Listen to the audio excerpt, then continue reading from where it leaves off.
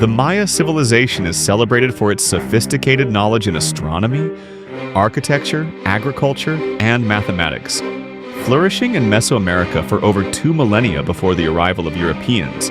The Maya established city-states with complex social and political structures, and they constructed pyramids and temples that still stand as architectural marvels today.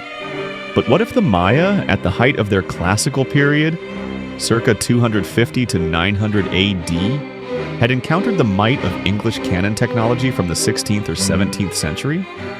This hypothetical scenario blends historical curiosity with military analysis, pitting the ingenuity of the Maya against the firepower of early modern England.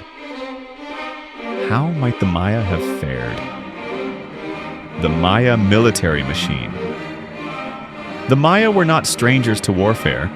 Their military campaigns were frequent and often brutal, primarily aimed at capturing enemies for ritual sacrifice and asserting dominance over rival city-states.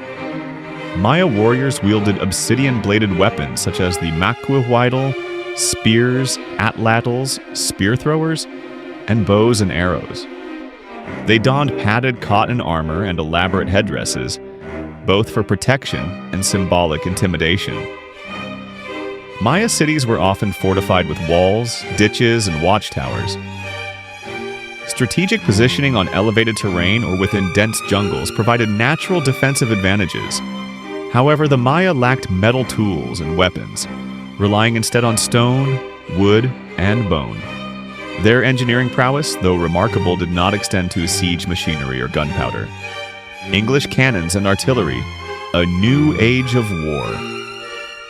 By the 16th century, English military forces had begun to incorporate gunpowder weapons into their arsenals.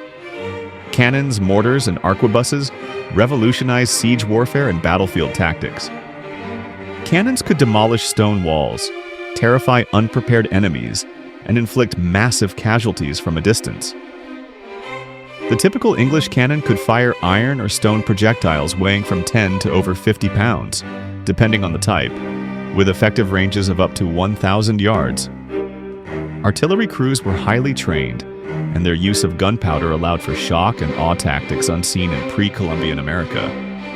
Moreover, English forces often brought with them a logistical infrastructure that included supply chains, blacksmiths, and engineers to maintain and deploy their weapons. Hypothetical scenario clash of cultures. Imagine a Maya city-state such as Tikal or Calakmul facing off against an expeditionary force from Elizabethan or Jacobean England, armed with cannons, muskets, and steel swords. The setting: the humid, dense jungles of Mesoamerica, with the Maya entrenched in fortified cities and the English struggling with tropical disease, unfamiliar terrain, and supply challenges. Strategic and tactical considerations. The English would likely attempt to establish a fortified beachhead, perhaps along the Yucatan coast, and move inland. Their cannons would be transported by pack animals or makeshift wagons, but the thick jungle and lack of roads would greatly slow progress. The Maya, with their superior knowledge of the terrain, could use guerrilla tactics to harass and delay the English advance. Yet when a direct confrontation occurred, particularly around city fortifications, the English artillery would be devastating. Maya defensive walls, though robust for traditional warfare, were not designed to withstand bombardment. A few well-placed cannonballs could create breaches, allowing English infantry to storm the city. Maya warriors, lacking armor capable of deflecting bullets or cannon fire, would suffer tremendous casualties in open conflict. Psychological warfare. The noise and destructive power of cannons would likely have a profound psychological effect on the Maya. Thunderous blasts, clouds of smoke, and the obliteration of structures would be interpreted through a religious lens. The Maya might view these weapons as manifestations of supernatural power, possibly demoralizing their fighters and undermining leadership. However, the Maya were no strangers to interpreting omens and adapting religious beliefs. They might quickly develop new myths around the invaders, possibly even inspiring acts of fanatical resistance.